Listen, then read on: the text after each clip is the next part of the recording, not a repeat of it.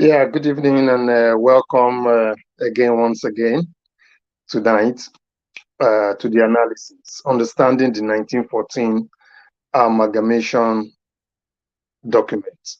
Apologies for coming on late.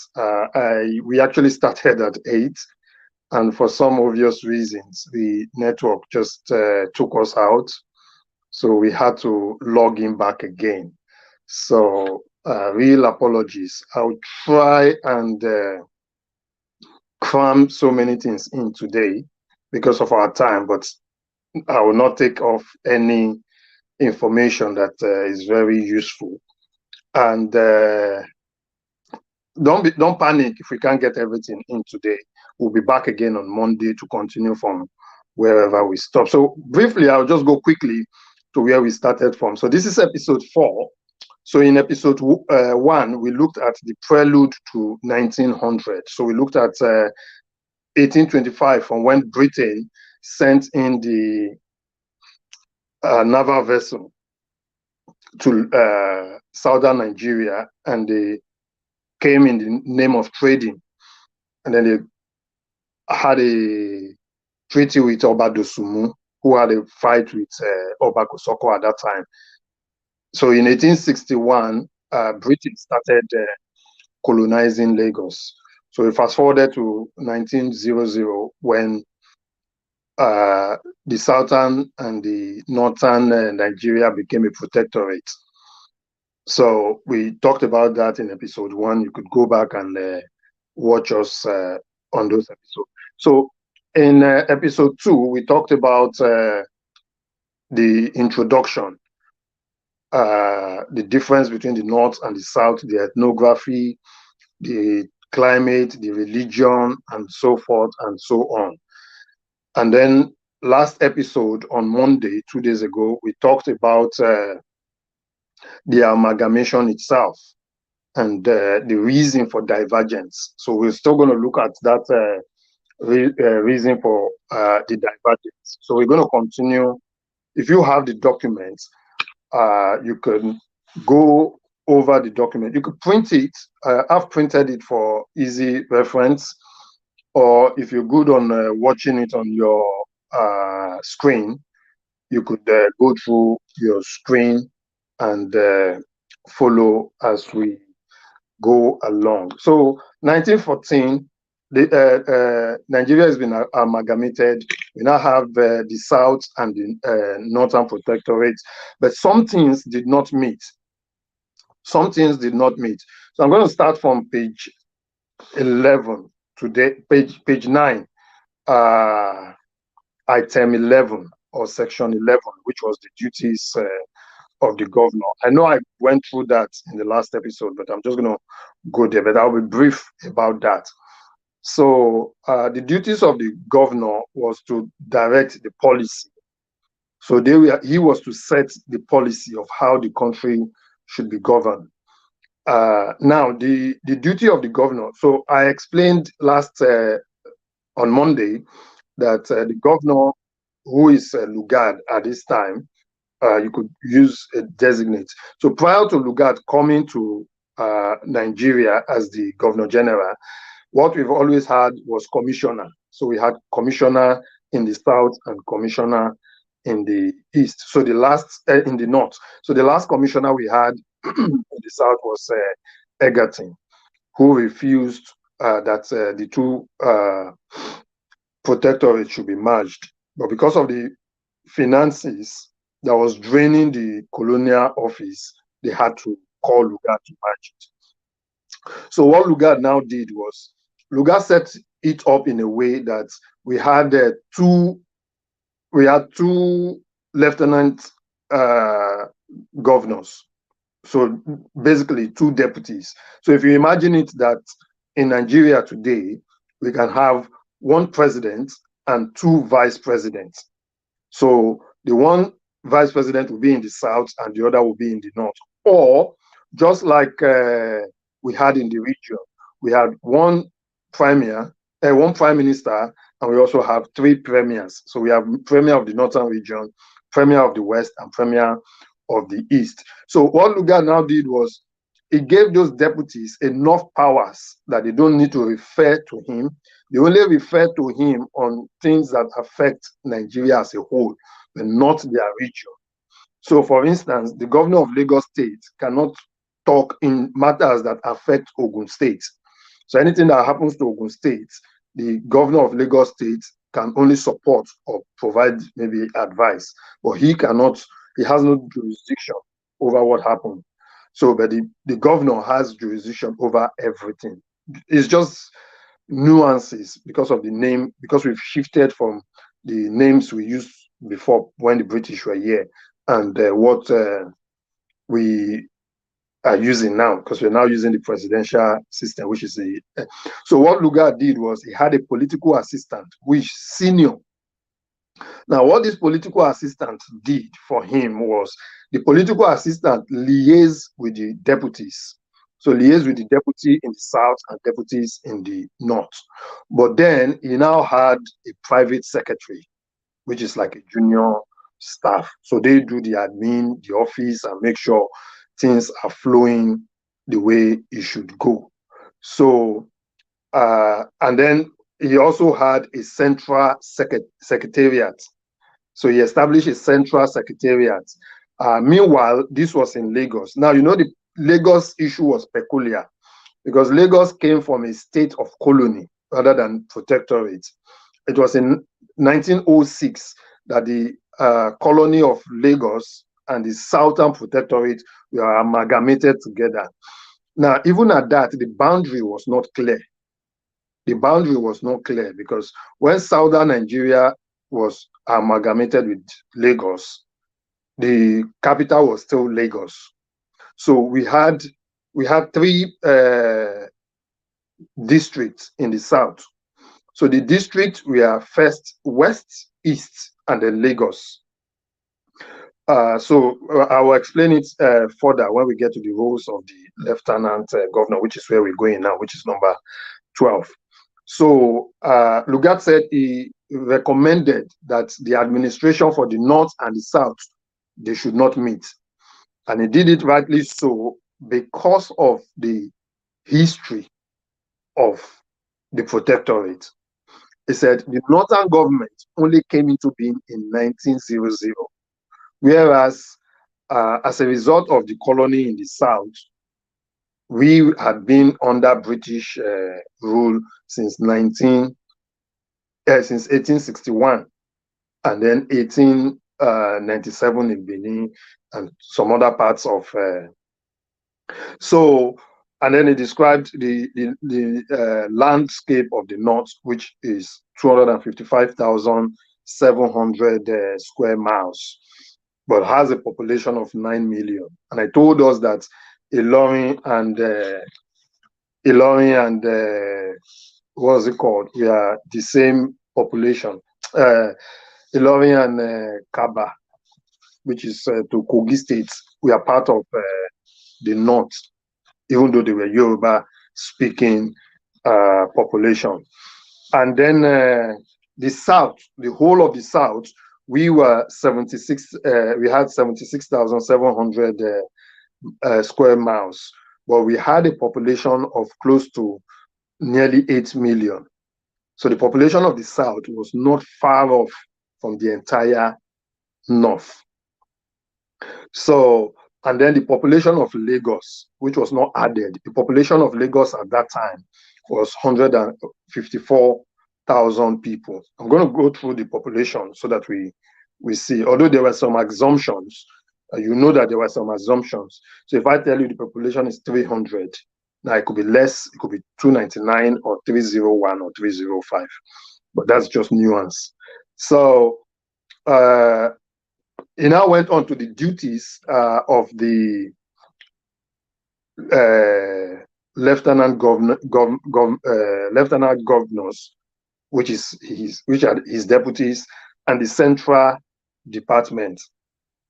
So he narrated that each lieutenant governor general was directly under the governor general, but they are not.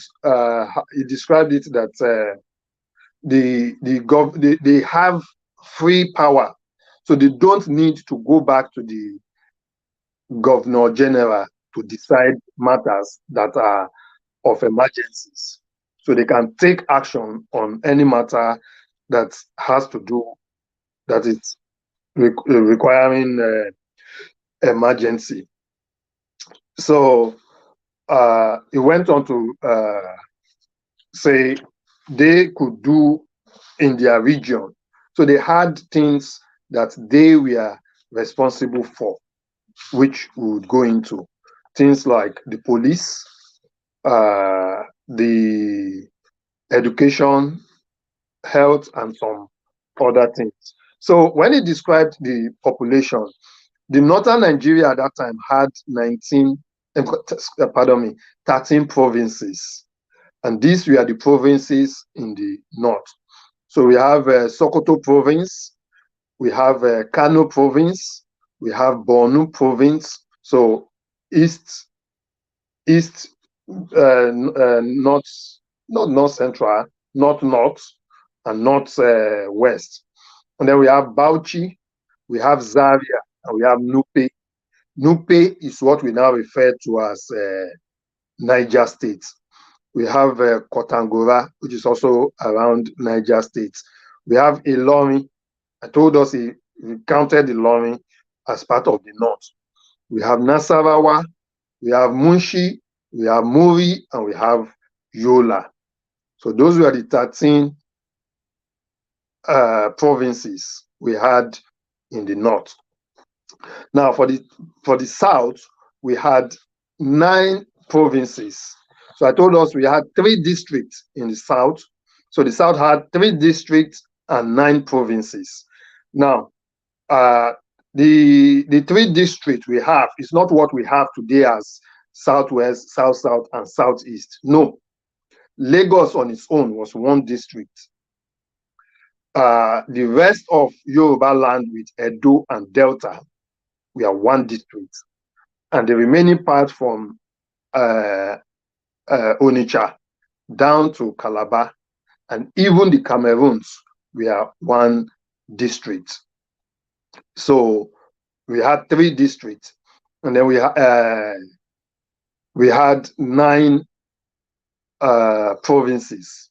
So just like the north had 13, we had 9. So the provinces in the south, we had Oyo, we had Owerri, we had Abeokuta, we had Calabar, we had Ogoja, we had Onitsha, we have Ondo, Benin, Warri, and then we have the colony. So all these places put together form about 7 3/4 of a million. So which is about 8 million population. It was a guess because I don't think there was any proper census carried out to say this is the amount of people in that area. Although some people estimated that the population of the south was more than that of the north at the time. But because the north had enormous land mass, and even when you listen to John Smith, or what's his name, he was the labor officer around 1960 when Britain was leaving, and said by far the population of the south outnumbered that of the north. But the British government has always presented it that the north had a higher population than the south, just because of the allocation. So he narrated that since the beginning of 1916, Cameroon occupied the territory of the south, and it was added to the province of the south. So part of the southern Cameroon was added, and this place was about 16,000 square kilometers, and then with a population of nearly 800,000. So he narrated that there was what they used before was residents, so they had commissioners. So by virtue of the fact that he now had deputy governors or deputy governor general, who are acting in the capacity of a governor general, then they do not need to be residents anymore. So the role of those residents had to be diminished. So the deputy, we are not superseded by the presence of the governor general. So on Monday, I explained that Lugard spent most of his time in London. And so the clever thing he did was he didn't make the roles of those deputies supersede, or the role of the governor supersede that of the deputy. So if you notice, when Yaradua died, there was a problem because the role of the president superseded that of the vice president. And the president was supposed to be able to transmit to the National Assembly when he was traveling out of the country. But because of the lopsidedness of the constitution, and it was not clear, the president is the C. Well, they've always hoped that the president will always be in good health. And mind you, that constitution was written by the military. So they do not want a situation where the president is incapacitated, he cannot, then the deputy takes over. You know, the office of the president is different from the office of the vice. And the people who work in the presidency are not the people who work in the vice president section. So they all have their own itinerary. So but what Lugard was doing here was that he made sure that the presence of the governor general, whether it's in the country or outside the country, does not supersede that of the deputy, so that the deputy can have free hand in their area of jurisdiction. So each lieutenant governor also have their own private secretary. So the governor has his own political assistant, which is a senior rank. So, and the reason for creating that role is that because he knew he was not going to be around most of the time, that person would be the person to liaise with the deputy.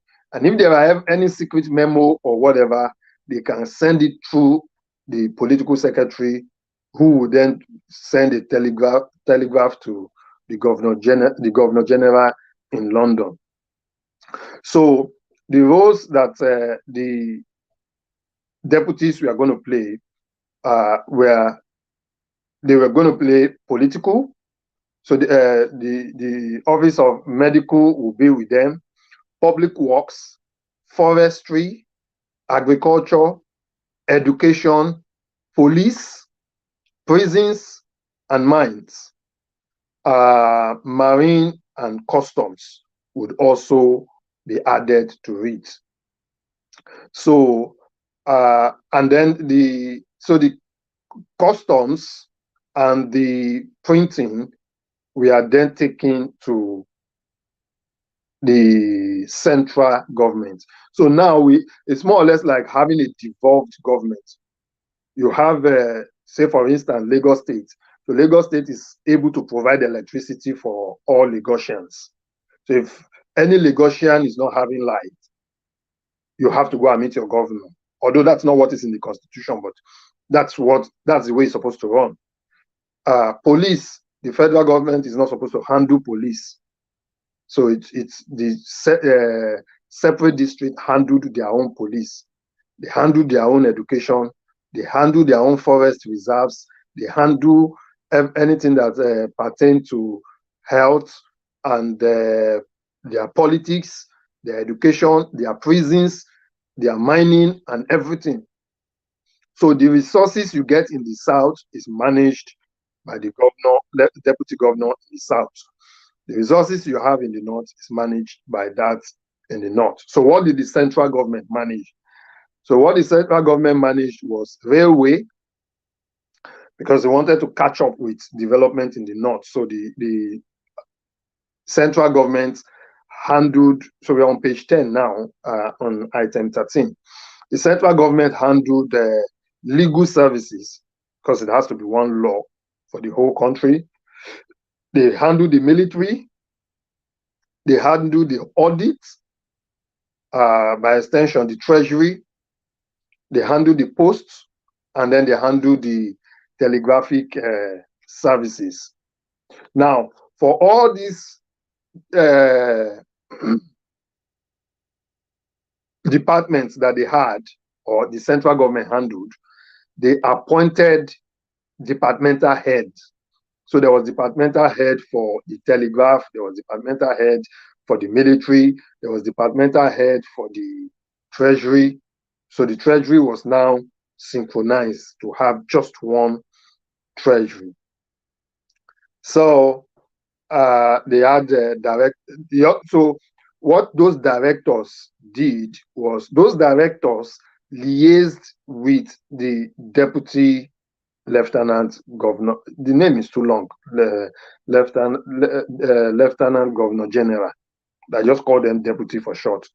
So the directors liaised with the deputies for affairs and report straight to the governor. They don't have to report to the deputies for advice or whatever.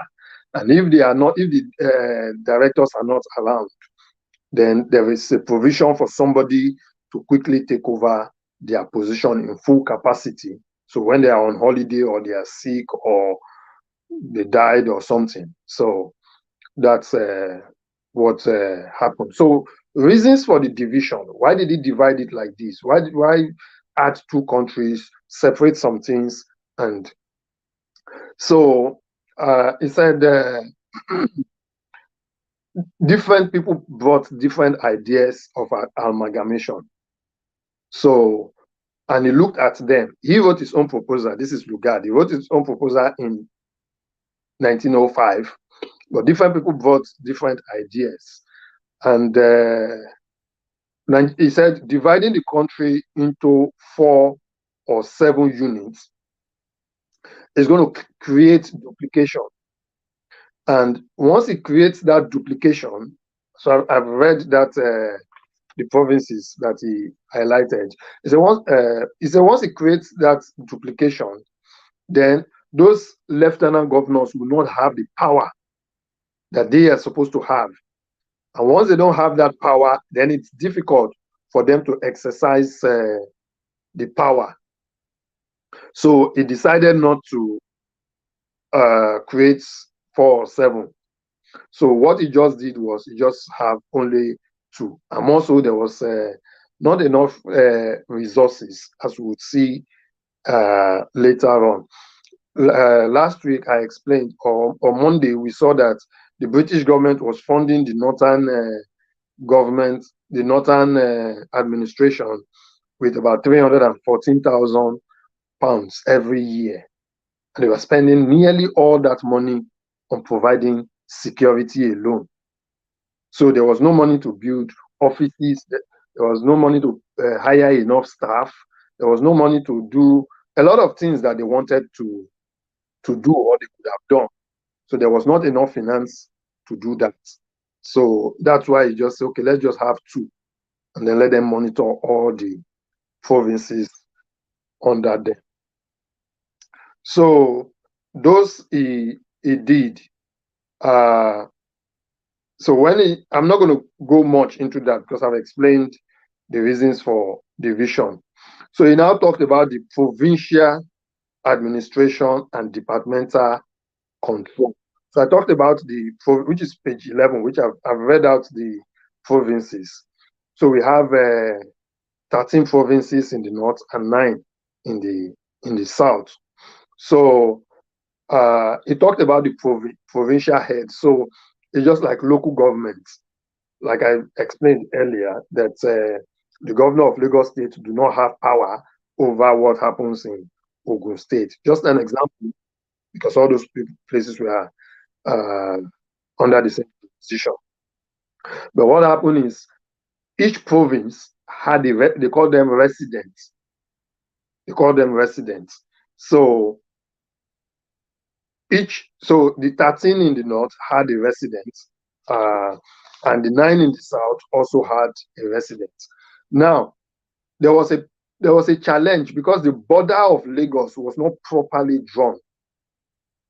The border of Lagos was not properly drawn. And then he was thinking, because Lagos was still somehow treated separately from the Southern Protectorate. So there was the argument that let Lagos remain and let the Southern Protectorate remain. But the challenge was that if you have a Southern Protectorate and the headquarters is in Lagos, and you have the colony and the headquarters is also in Lagos, so it defeats the purpose that you can have two headquarters in one location serving two different places. I hope you understand. It's just like saying the governor of Kano State has offices in Lagos and is running Kano State from Lagos.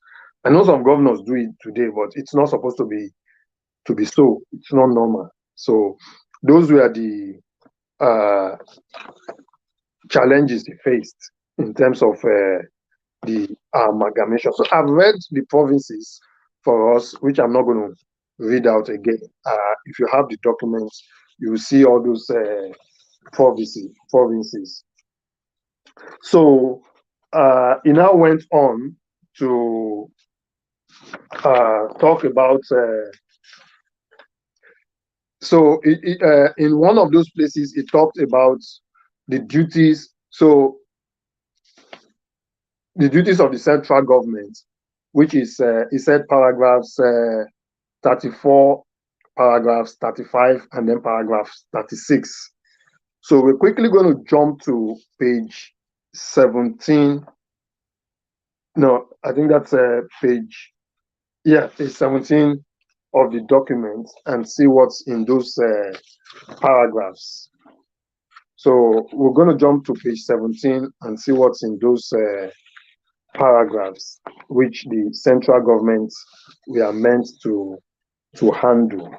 So the central government we are meant to handle some central portfolio, which were customs. Now I'm going here so that we understand what he did with regards customs. So what he explained in terms of customs was because we had the north and the south. Now, when salt were coming in from the south, from Lagos, they get taxed in Lagos.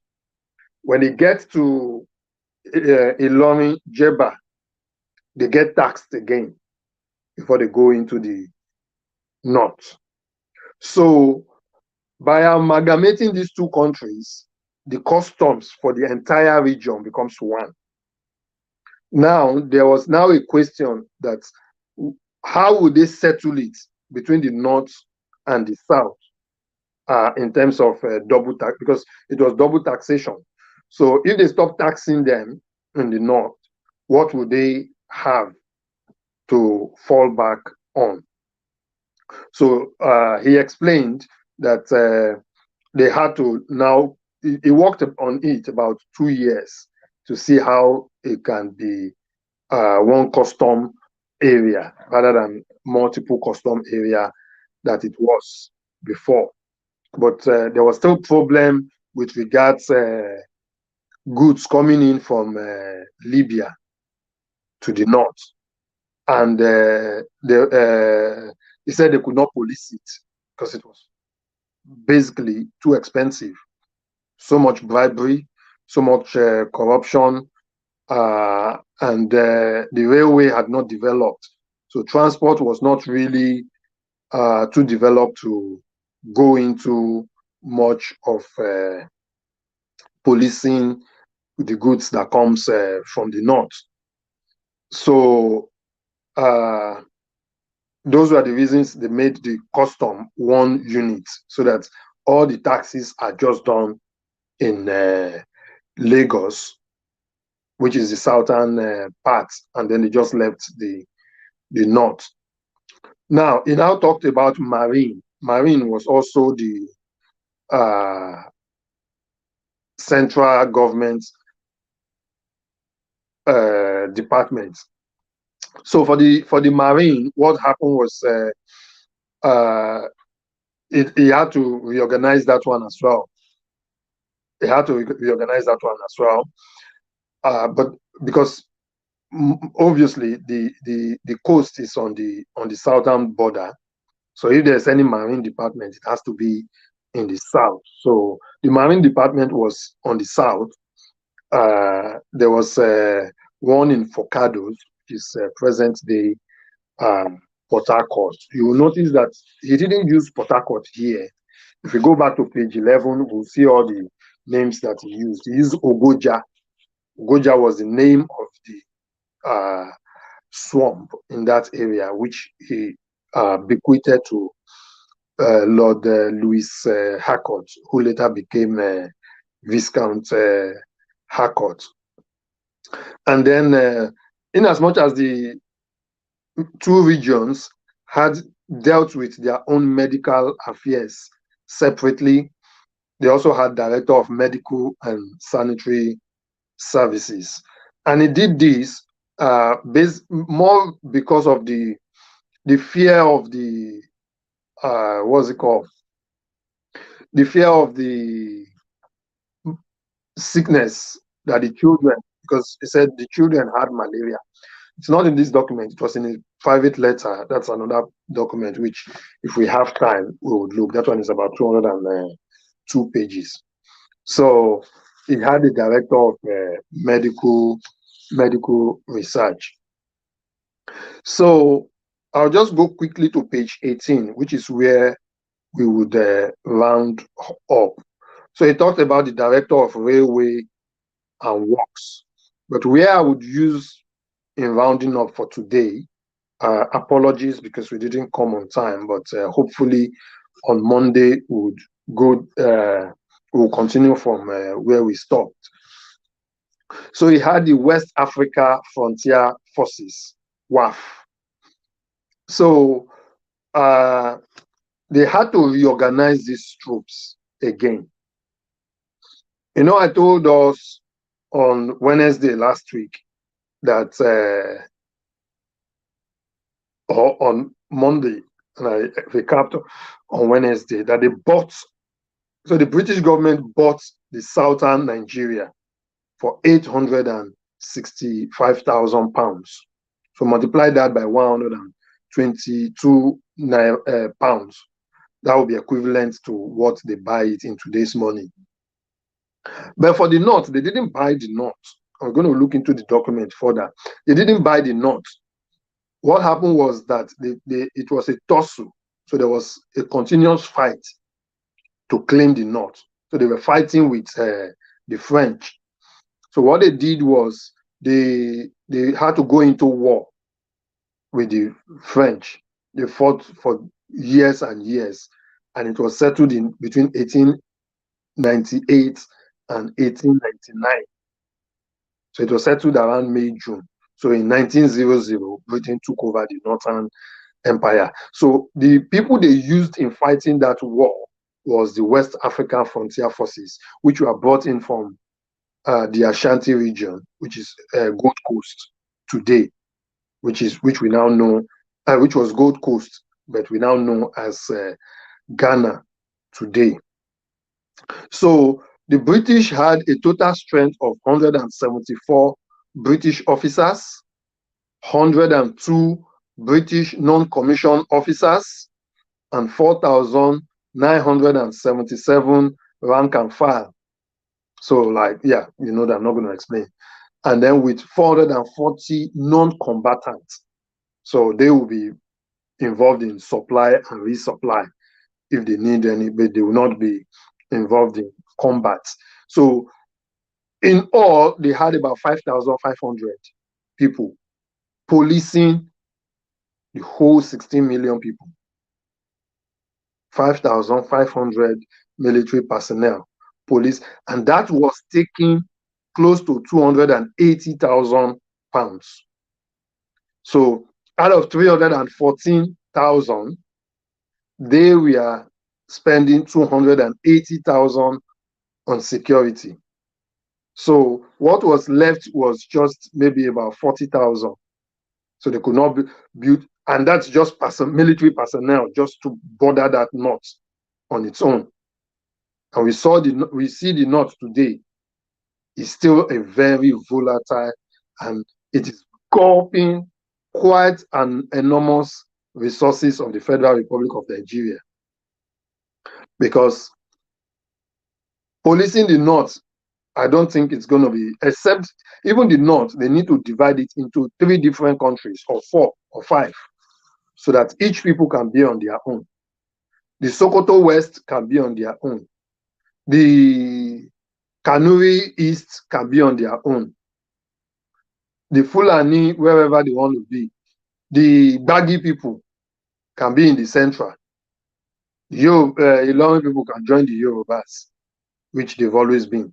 So the north on its own can be 3 or 4 different countries, because they understand their own language and they can be able to police themselves properly and run their own tax, run their own affairs, run their own jurisdiction as they want, and they will not be disturbed by anyone. So what happened? On the outbreak of the war, so the war was 1914 to 1918, the First World War.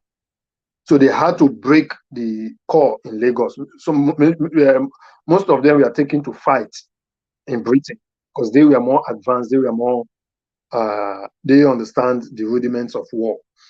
And they had to close the artillery in Lagos, and they had to restructure and re-strategize and reorganize that.